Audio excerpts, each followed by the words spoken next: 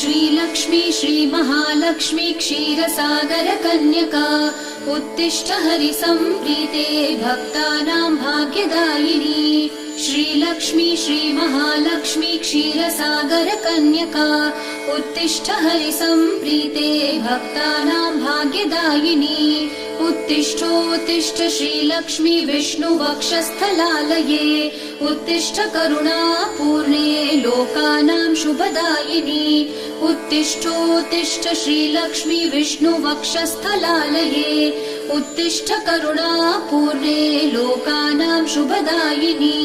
श्रीपद्ममध्यवसिते वरपद्मनेत्रे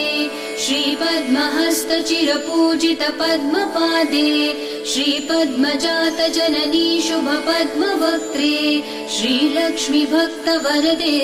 तव सुप्रभातम्। श्रीपद्ममध्य